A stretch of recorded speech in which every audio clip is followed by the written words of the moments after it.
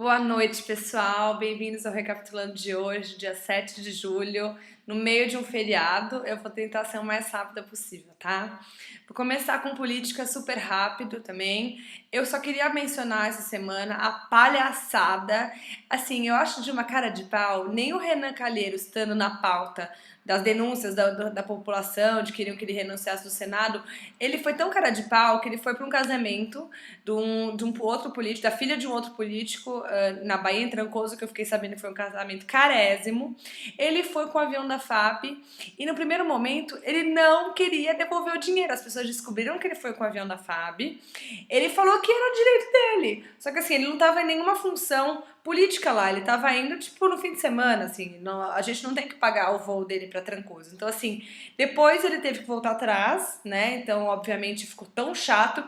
Ele foi de uma cara de pau, nem entrando na Berlinda, ele teve, pelo menos, a dignidade de devolver, a dignidade não, né, o mínimo que seria ele devolver o dinheiro.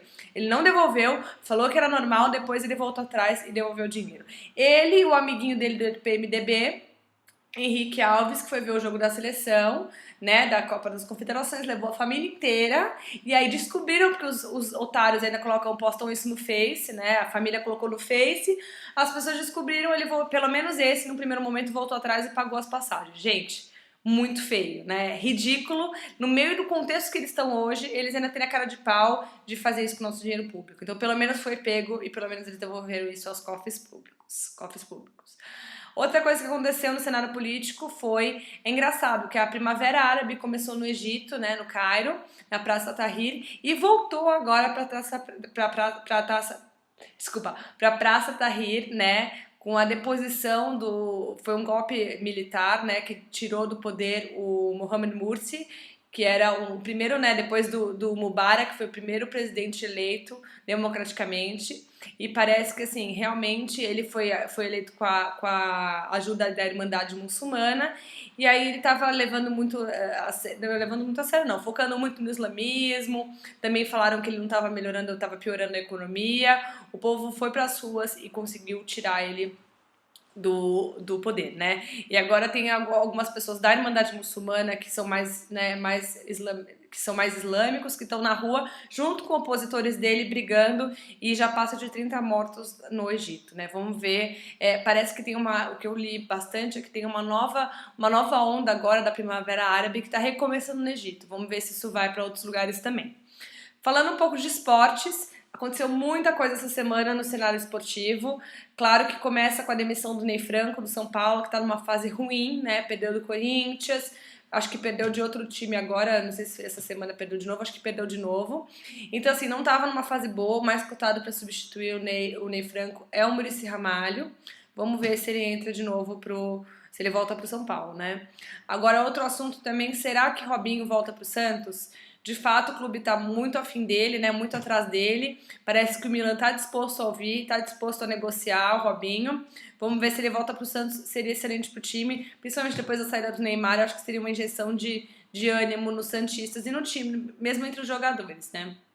Outra coisa no cenário esportivo, final de Wimbledon, Murray contra Djokovic, e Murray acabou levando o Wimbledon para casa, tá? E para completar, né, essa semana, ontem, na verdade, no cenário esportivo, o Anderson Silva perdeu o cinturão pro americano. Falaram, eu não vi a luta, mas falaram que ele não foi muito humilde, né? Ficou dançando, ficou fazendo as brincadeiras dele e acabou levando, né? Acabou levando uma surra e perdeu o cinturão. Talvez próxima vez, Anderson, vamos ser um pouco mais humildes. Eu particularmente gostava dele nas entrevistas, mas realmente depois dessa atitude snob, parece que isso é uma estratégia para desconcentrar e desestruturar os adversários, mas parece que não funcionou, né? Agora, outro tópico da semana de economia, só aconteceu uma coisa que eu queria falar para vocês. Em 12 meses, a inflação já passa do teto da meta, né? Então, a meta é 4,5%, a inflação tem 2 pontos para cima, 2 pontos para baixo.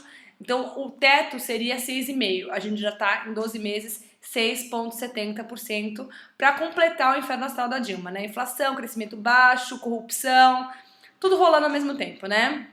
Enfim, e Lula tá sumido do cenário, né? Ele, muito sabiamente, ele não se aliou a essa crise que o PT tá passando junto com a presidente, que até a base aliada tá se afastando dela. Vamos ver aí. Cabe, assim, é o que a gente vê que os outros prováveis presidenciáveis do ano que vem estão se fortalecendo, né? Então, Aécio Neves, Eduardo Campos, a própria Marina, que ainda não está com o partido político dela aprovado, que é a Rede, também já estão se beneficiando dessa crise.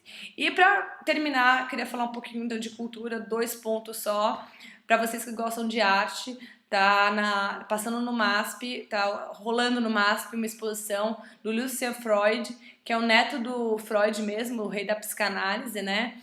Tá sendo super legal, as pessoas estão procurando tanto a exposição que até amanhã, que é segunda-feira, no meio de um feriado, o MASP vai abrir para receber devido à grande demanda. Eu aconselho a vocês que gostam de arte, deem uma passada no MASP que vale a pena.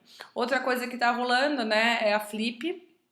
O tema da Flip desse ano, que é a Festa Literária Internacional de Paraty, é Graciliano Ramos, que por coincidência falava muito de diferenças sociais, todos esses temas que ele abordava estão muito em voga, então foi bacana. Até o Milton Raton, que é um grande autor, abriu a Flip falando disso, falando como ele está sendo, como ele é atual, né, apesar de ter passado um tempo. E também foi por muita coincidência, quem está na Flip desse ano é o poeta da Primavera Árabe, que é um palestino que até quase não conseguiu chegar na Flip, mas chegou a tempo. Semana que vem eu conto para vocês os highlights, né, os grandes pontos legais que foram abordados na Flip. Um beijo, bom feriado, até semana que vem.